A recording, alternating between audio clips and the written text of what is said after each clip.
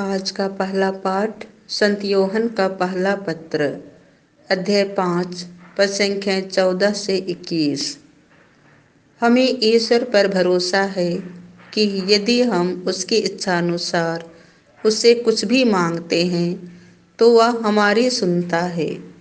यदि हम यह जानते हैं कि हम जो भी मांगे वह हमारी सुनता है, तो हम यह भी जानते हैं कि हमने जो कुछ मांगा है वह हमें मिल गया है।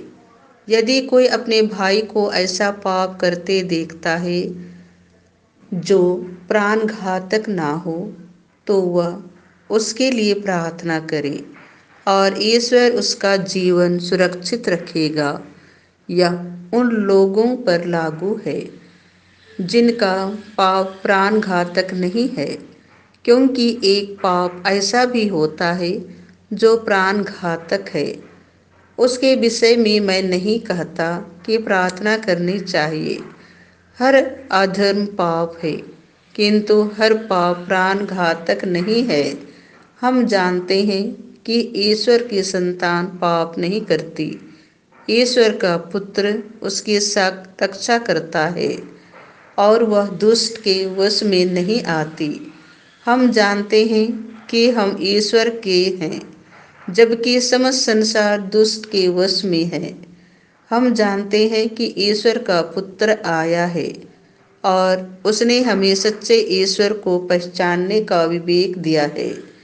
हम सच्चे ईश्वर में निवास करते हैं क्योंकि हम उसके पुत्र ईसा मसीह में निवास करते हैं। यही सच्चा ईश्वर और अनंत जीवन है। बच्चों, असत्य देवताओं से अपने को बचाए रखो। यह प्रभु की वाणी है। संत योहन के अनुसार पवित्र सुसमाचार, अध्याय 3, पद संख्याएं 22 से 30। इसके बाद ईसा अपने शिष्यों के साथ यहूदिया प्रदेश आए और वहां उनके साथ रहे। वे बपतिस्मा देते थे। योहन भी सलीम के निकट एनोन में बपतिस्मा दे रहा था, क्योंकि वहां बहुत पानी था। लोग वहां आकर बपतिस्मा ग्रहण करते थे। योहन उस समय तक गिरफ्तार नहीं हुआ था। योहन के शिष्यों और यहूदियों में शुद्धिकरण के विषय में विवाद छिड़ गया। उन्होंने योहन के पास जाकर कहा, गुरुवर, देखिए, जो यरदन के उस पार आपके साथ थे और जिनके विषय में आपने साक्ष्य दिया, वह बपतिस्मा देते हैं और सब लोग उनके पास जाते हैं। योहन ने उत्तर दिया, मनुष्य को वही प्राप्त हो सकता है जो स्वर्ग की ओर से दिया जाए। तुम लोग स्वयं साक्षी हो कि मैंने यह कहा।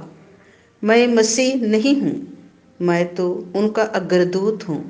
वधू वर की ही होती है, परंतु वर का मित्र जो साथ रहकर वर को सुनता है, उसकी वाणी पर आनंदित हो उठता है।